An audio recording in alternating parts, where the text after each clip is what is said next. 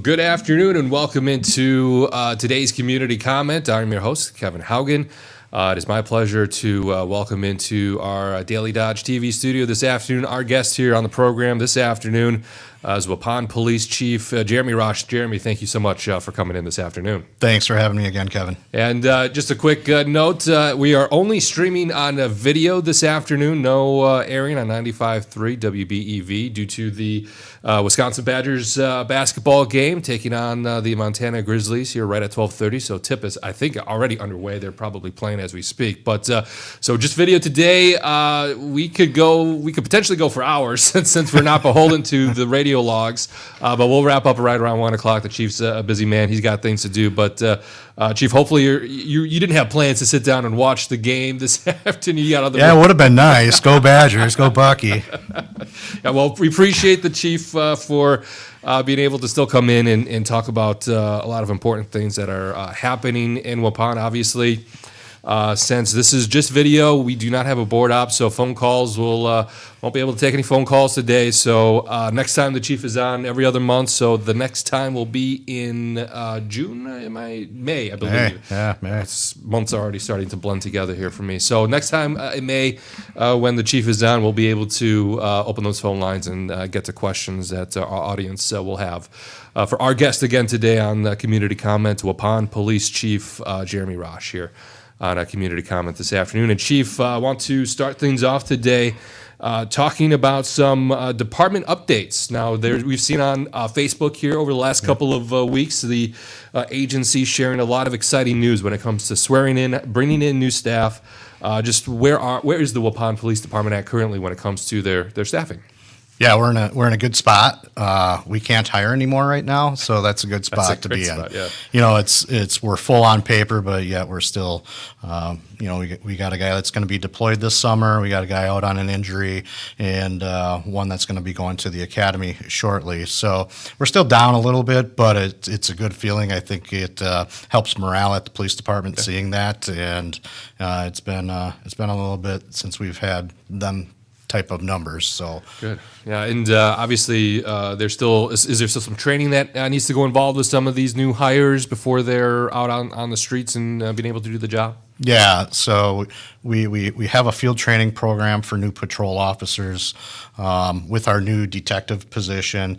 That's she's learning from Lieutenant Williams on some investigative techniques and kind of tagging along with him, taking on some cases of her own, but ultimately she's going to also have to train in patrol as well. So it's a little more complex for that position, but we'll get through it. Yeah, and maybe just another quick thought on being able to have a fully rounded out staff. I know a topic that we've discussed back when you first started coming on the show was an important thing for you to do as chief, was being able to round out your staff, bring in hires, and you mentioned it just helps morale. It helps ease the workload for other members on the department to be able to have every position filled. Just how important that is now moving forward to be able to do what you guys need to do there in Waupun. Right, it's huge. Especially for burnout, you hear a lot of law enforcement, police, fire, EMS, the burnout rate, and it is true. I see people coming in, they're new employees, they work a ton of overtime because they're excited to work and make extra money, and that only lasts for so long. There are a few people that just love overtime and will always work it, but it definitely helps. But it also helps with community safety, doing more self-initiated activies. So when you're shorter staffed, you don't have the time to necessarily pull as many traffic stops or, go to these ball games, and doing some of the community policing and things like that. So it definitely helps with safety. Yeah, and another thing we also have discussed on Community Comment with the Waupun Police Chief is just the amount of work behind the scenes that not a lot of people are aware about when it comes to just making a simple arrest and charging somebody or writing a ticket. There's a lot of paperwork that goes involved with a lot of those processes.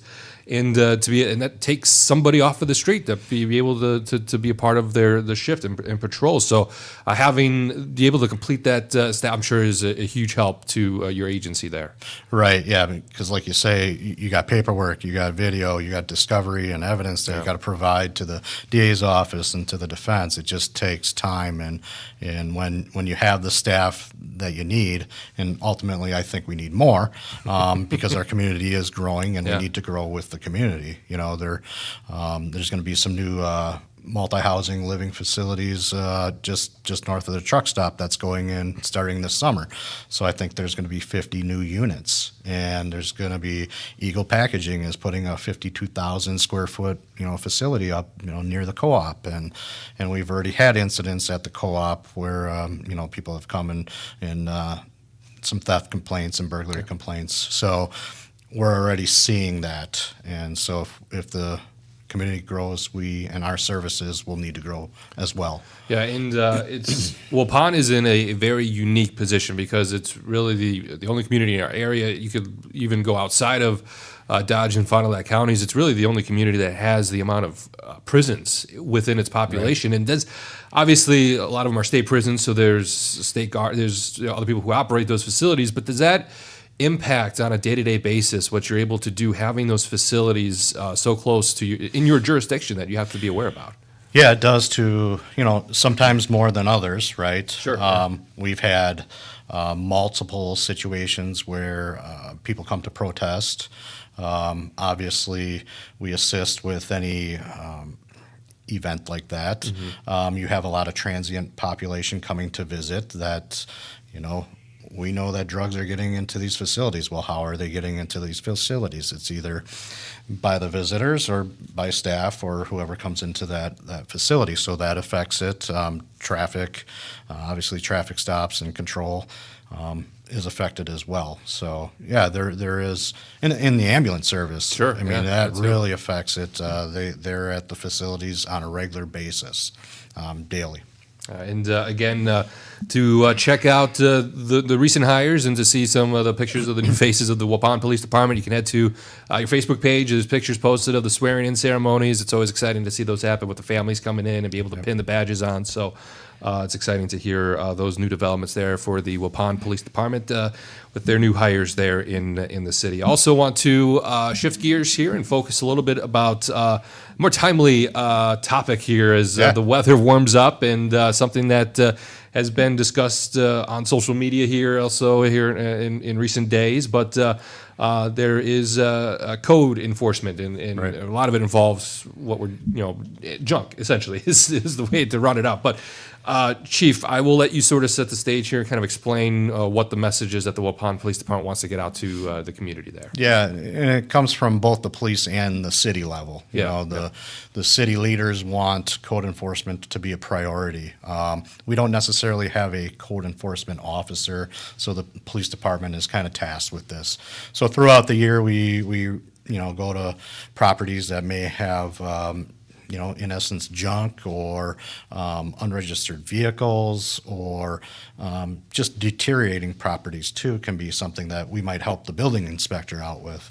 So we work on this throughout the year, but every spring it seems like people just have accumulated stuff over the winter, and it kind of becomes an eyesore. And there are some ordinances that talks about cleanliness and maintenance of properties. So that's kind of what we focus on, and that's what we're tasked with, and that's what the city leaders and a lot of people in the city want to see. They want to see a nice, clean town that people are proud of, and it makes property values go up, and people want to come to our city.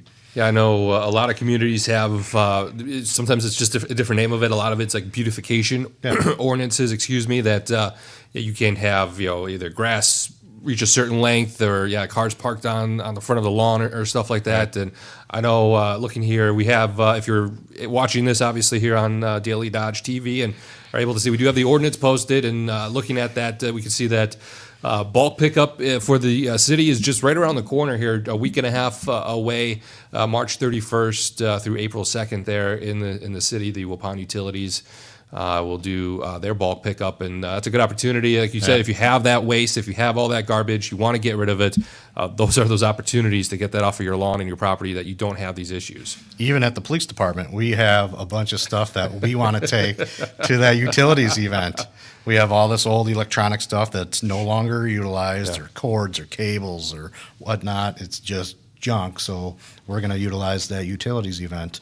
But I think the bulk pickup, it has specific dates from where it's picked up throughout the city, so keep an eye out for that. I think the city will post something on that as well. Yeah, I think the City of Waupun Facebook page, I've checked it. They usually do a good job of noting if there's events coming up. I also see here that there's a recycling event happening April 12th, so it's another good opportunity to get rid of a lot of waste and junk that is just collecting on piles on your property. And for maybe the enforcement side of things, if an officer is out and about and they see, we look here in some of the images here on the graphic that we have, like the one on the right there with a pretty decent pile of junk there.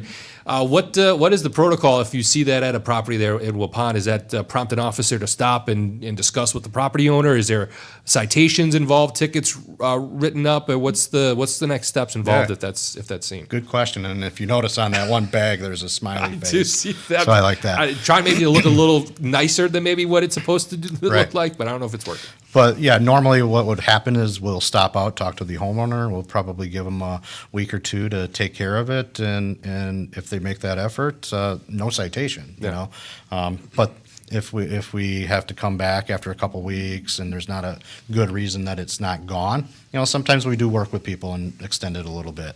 But then it could lead to a citation, an ordinance citation, which is $187. So, $187, that's a good amount of money. You can buy some nice things with $187. So if you can, just, if you got stuff laying around that you don't need anymore and it's not behind a fence or, it's out in the open, please utilize the bulk pickup and the electronic recycling event. Yeah, I've always wondered too when we have these discussions and there's a lawn covered in, and maybe this is not specifically talking about waste, but say if somebody's working on a project and they have a side of a garage or a house that's being torn down and the lawn is covered in wood and equipment and it's cluttered, but it's things that a project that they're currently working on. Is that something that obviously you look and say, all right, this is somebody who will hopefully at some point clean this up and it's not going to stay like this, but or how does that work? Well, I think, at that point I think about building permits. Do they have a building permit to do this work, and how long is that building permit good for? So, but if it just sits there for a year, we got to make some type of effort to enforce it and have them either complete their project or start enforcing citations.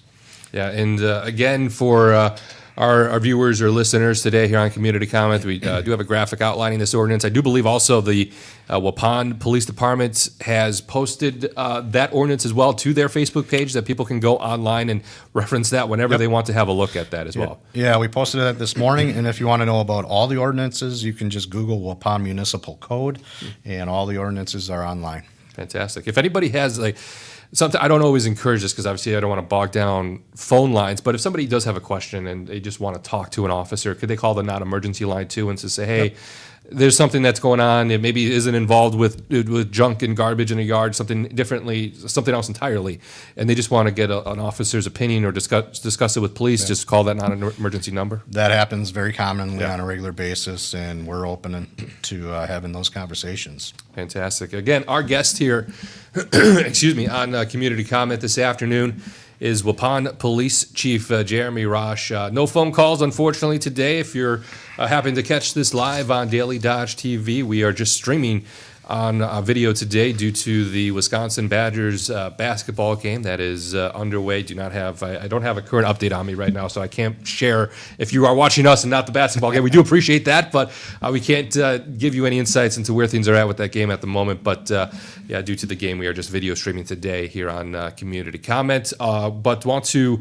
now spend a few moments, Chief, discussing a course that the Waupun Police Department recently did with as a part of the Senior Citizens Police Academy not too long ago, but also something that sounds like the department is wanting to offer on an annual basis a couple times across the year. But Chief, I'll just start off asking just what is this course about? Yeah, the course is actually called CRAZE, so Civilian Response to Active Shooter Events, and we also talk about active threat events because it's not just shooters anymore, it's active threats. You know, you can have vehicles involved, other weapons involved as well. So what it does is, well, let's look at law enforcement. We're trained in active threat response, right? But a lot of citizens aren't. So what it does is it gives them some education on what they should do during an active critical threat type incident. And, you know, Lieutenant Brzezinski is a certified instructor, so he attends the Active Threat Conference every year that the Department of Justice puts on here in the state of Wisconsin.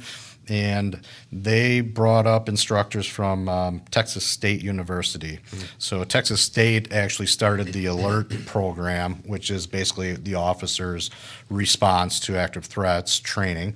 And they also provided, you know, this training for civilians. So Lieutenant Brzezinski got certified in doing that, and he's been open to training people from throughout the community. So it's usually about an hour to 2 hour program, and it went fantastic during the Senior Citizen Academy.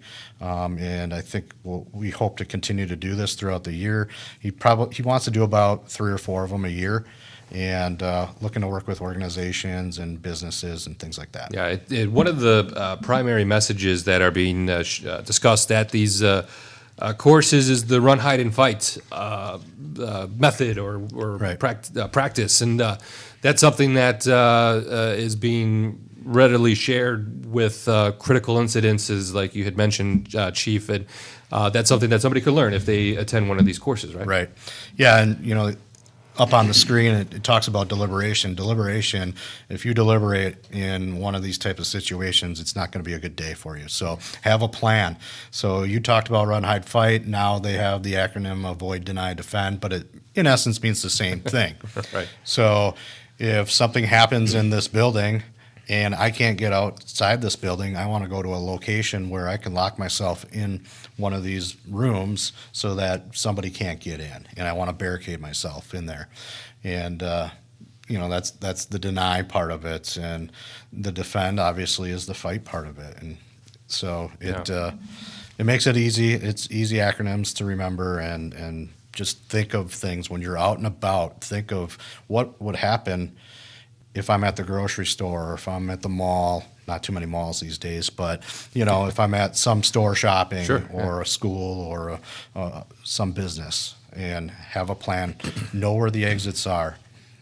Yeah, and I feel like it's something that, you know, if a friend or family member says something like this, you sometimes maybe will smirk or smile, but if they say, you know, I like to scout out an area before we go, or find out, where the exits are, what's the best plan of escape if something happens, because as you mentioned, Chief, if you're pausing to think and deliberate, that's not always a good thing for somebody if they're in this situation. The best thing is obviously being able to act as quickly as possible, and it helps save as many lives as possible. And that's why a lot of times people will go to websites, view maps, or look things ahead of time before they're at a public venue or event. And what else, when we talk about this civilian response course, are they being taught? Is there specific things that they should be looking out for when they're unfortunately caught in a situation like this? What are some of the things that are being shared with during this course? I think the biggest thing is having a plan, because if you don't have a plan, a lot of times what civilians will do is freeze,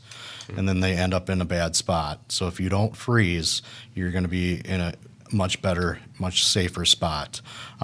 We don't teach them really tactics on anything like law enforcement tactics, but we do let them know, like in the city of Waupun, if there is an active threat, we are likely going to be there within a minute or so, and seconds do matter. Yeah. Some other things that we talk about is if you can get training in like stop the bleed, if you're a medical care person, you know, if you can help stopping the bleed, because that ultimately saves lives as well. So a lot of it is just planning and thinking what will actually prepare you for these types of situations. Yeah, and Chief, you mentioned the hope is to, obviously just done recently during the Senior Citizens Police Academy. Great response. You had mentioned, Chief, there. But the goal is to do this several times throughout the course of the year, and there's no dates that have been announced yet, but I'm sure the department will share those with the public once things are set in stone and times and dates and locations are figured out. Yeah, we have some targeted, I guess, businesses that we would like to reach out to and organizations. We have been asked in the past to do, presentations on this, and we have, but now he's certified, and it comes at a different level now too. And our guest here today on Community Comment, again, Waupun Police Chief Jeremy Rasch. Again, just video today, no radio broadcast due to the Wisconsin Badgers basketball game. Just a couple of minutes left here on our program today. I want to spend that time with the Chief talking about another training opportunity that is the department will be taking part in. It's hopefully I remember this correctly. It's the Mobile Field Force. Is that? That's correct. That's okay. accurate. Good job. Thank you. I was reading my notes and I could not make out my hand. I don't have good handwriting, so sometimes if I try to read it back, I get lost with what I end up writing down. But essentially, Chief, this has to do. It ties a little bit into critical incidents and stuff. A lot of it has to deal with crowd control, essentially. Correct. Yeah. So back in 2018, I wrote a grant to receive a bunch of equipment from the state, and we did receive equipment for all of our staff, and we were trained at that time, and we still have a number of us trained in Mobile Field Force. It recently came up last year at one of the LOGSAC meetings here in Dodge County that we should try to put together a multi-agency team because it takes a lot of members, and they're kind of, you need a good amount of people to be able to respond to incidents. Often it's 13 members of the team. So the Thresa Chief, Dan Marcus, he has prior experience with Mobile Field Force down in the Milwaukee area, and he was actually tasked down there when they were dealing with their civil unrest to oversee a team. And the Aaron Birkin, the chief over at Horicon, who came from Milwaukee, also has extensive experience in the Mobile Field Force application. So those two are have a great amount of knowledge in it, and Dan over at Thresa has been a driving force of putting this together along with the other chiefs. But with that being said, we're going to be offering our staff and countywide the opportunity to join the team. I'm going to have 3 employees from my department on the team, and I think there was seven departments within the county that are going to participate, including Beaver Dam, Dodge County, Thresa, Horicon, and Mayville. I think that was 7. But Sounds right. That sounds right. But so that's exciting. It gives, it also gives an opportunity to staff to participate in a countywide group, networking, and learning new tactics. Essentially, when this is up and running, is it we'll have meetings every so often to discuss things or go through trainings together? What does that look like when things are kind of up and running? Yeah, they'll have annual trainings. Whether we don't have that set in stone yet, like how many trainings we're going to have, but they have to get certified through FEMA. So Milwaukee PD has some certified staff members that can come up and train us, and so the team will be trained in April, and then they'll be ready for deployment when necessary, after those dates. And our team in Waupun was asked to come down to Madison years ago, and I know a lot of the other local teams have been down in Madison or in Milwaukee area. So we have the equipment. It's not going to really cost Waupun Police Department any money because we have planned for this. There was a big push for this a number of years ago due to the pipeline being built, and then also the RNC and the DNC. So there's a lot of teams that were formed and are still being formed. And I'm sure, too, it is good to have focus on getting trainings and learning new things, because it's always been fascinating to me how quickly the protocols change for the way things are done. The way things were taught a couple years ago due to recent incidences and after action reports, things change that how law enforcement is handling these things. So I'm sure being able to have a group that's going through these trainings and learning the new techniques is super important. Yeah, specialized training, and things have immensely changed in my career from starting, without a computer in the squad car. Yeah. Right? You had to write out tickets. Now we print them out. You didn't have a rifle. You had a shotgun. You didn't have a taser. Sure. Yeah. You had a baton and the OC spray on your belt. But things have definitely changed. There's a lot more tactical gear out there that can protect us, like bullet-resistant shields that we have in the squad cars. I don't think we even had AEDs when I started. I feel I don't know exactly when, but that definitely feels like a newer development over the last 10, 15 years. It was probably a couple of years after I started, so probably 20 years ago that we first got AEDs. Yeah, and interesting, you bring all those instances up. It brings an idea to my head of it would be fascinating to sit down with yourself, other members of law enforcement that have been on the force for 2 decades plus to discuss what was it like when you first got on the beat. You gave us a couple of good examples, but just the differences between what it was like then versus what you guys go through now and just those changes over the years. Sounds like a good topic for another show, because we are just about out of time here today on Community Comment. Want to again thank our guest here, Waupun Police Chief Jeremy Rasch, for joining us here on Community Comment today. Chief, thank you so much for coming in. Thanks. Have a great week. Yeah, you too, Chief. And that will do it for today's Community Comment.